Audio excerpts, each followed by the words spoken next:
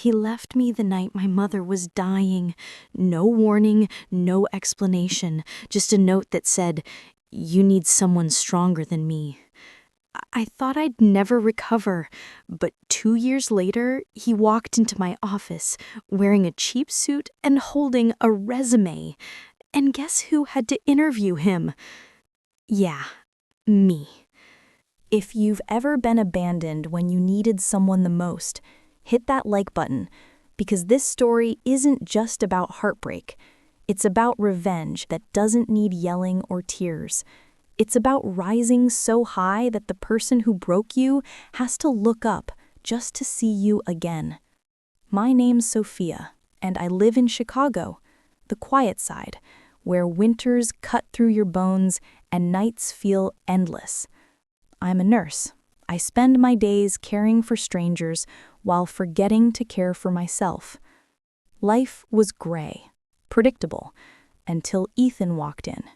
He was a new paramedic at the hospital, confident, charming, and the kind of man who could make an entire room feel lighter just by walking in. He had that messy, dark hair, a crooked smile, and this habit of calling everyone buddy, like he'd known them for years. He'd bring me coffee before every shift, leave little notes like, "You make hard days soft," and I believed it. I believed him. We started spending late nights together in the hospital parking lot, sharing takeout, talking about dreams, and watching the city wake up with the sunrise. I fell for him, completely. For the first time in years, I believed love could exist in the middle of chaos. But life doesn't send warnings before it breaks you. When my mother was diagnosed with stage 3 cancer, my world collapsed. I called Ethan immediately. My hands were shaking so badly I could barely hold the phone. He came over that night, held me tight, and whispered, "You don't have to go through this alone, Sophia. I'll be here through it all." But that promise faded faster than her heartbeat. His calls got shorter, his texts colder. "Work's been crazy. Sorry, babe, I'm exhausted." Lies, all of them.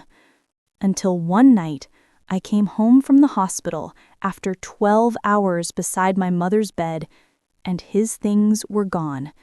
No jacket, no toothbrush, just a note. "I'm sorry, Sophia. I can't handle this anymore. You need someone stronger than me." I read it again and again until the words blurred into nothing. He didn't just leave me, he left the version of me that still believed love meant loyalty. That night, I sat on the floor and cried until my throat burned. I begged God to erase him, to erase everything. But memories, they stick like bruises under the skin. The weeks that followed were brutal. Between my mother's treatments and my shifts at the hospital, I was running on empty. Mom would smile through the pain, squeezing my hand. "Don't let his absence destroy your kindness, Sophia. Love again, but love wiser." She passed away a month later, quietly, peacefully, holding my hand. And in that silence, something inside me hardened. I realized strength isn't about who stays, it's about surviving who leaves. So I got up, every single day, even when my heart didn't want to. I worked double shifts, took new certifications, applied for a graduate program in healthcare administration. I stopped waiting for his messages, stopped checking his social media, stopped caring. And somewhere between the night shifts and the textbooks, I started to rebuild. 2 years later, I wasn't just a nurse anymore. I'd earned my master's in healthcare leadership and got offered a management position at a private medical center in downtown Chicago. A high-paying, respected role with my own office overlooking the city.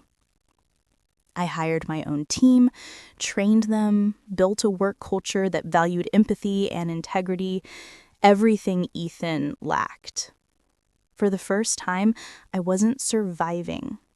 I was thriving. And then one rainy Tuesday morning, fate decided to drop a gift on my desk. My assistant buzzed in. "Sophia, there's a new applicant here for the paramedic role. He's a walk-in. Says he used to work at Mercy General." I said, "Send him in." The door opened, and there he was, Ethan. He looked older, tired. The spark in his eyes was gone. His once confident smile was now a nervous twitch. He froze when he saw me. "Sophia?" I leaned back in my chair, calm, collected, completely different from the girl he once left broken on the floor. "Yes, Ethan. Have a seat." He sat down, fumbling with his resume, his voice cracked. "I didn't realize you're the hiring manager here now." "Oh yes," I said, smiling slightly. "Life's full of surprises." He started explaining how he'd been laid off, how the pandemic hit his department, and how he was looking for a fresh start. I listened, the same way I'd once listened to his excuses. Only this time, my heart didn't ache. It felt powerful. When he finished, I closed his file and said softly, "Ethan, 2 years ago, you told me I needed someone stronger than you." He looked down, shame flickering across his face. "And you were right," I continued, "because I did find someone stronger. Me." His eyes widened. "Sophia, I'm sorry. I was scared. I wasn't ready." I raised a hand. "Ethan, this position requires resilience, compassion, and the ability to handle pressure. You abandoned those things when they mattered most.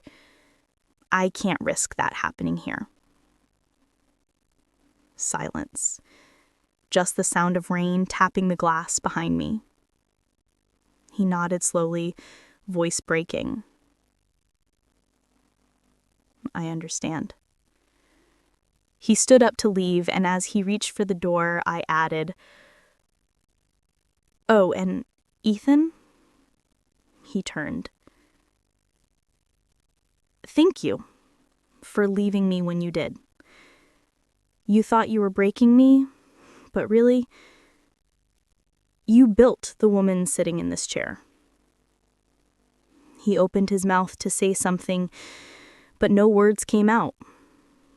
He just nodded once, eyes wet, and walked away. When the door closed behind me, I exhaled for what felt like the first time in years. No anger, no revenge speech, just peace.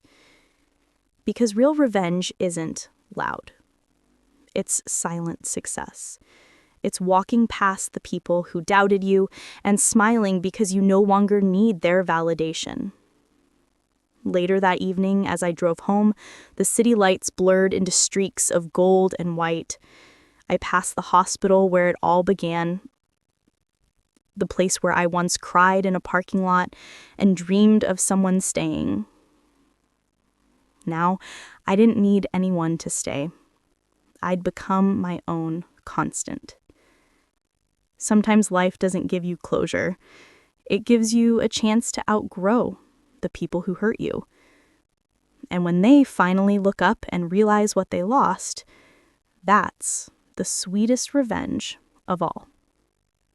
If this story gave you chills or reminded you that heartbreak doesn't have to be your ending, hit that like button and subscribe for more true stories of strength and poetic justice. Tell me in the comments, what's the most satisfying karma moment you've ever seen happen in real life? Because remember, revenge doesn't always mean destruction. Sometimes it just means becoming untouchable.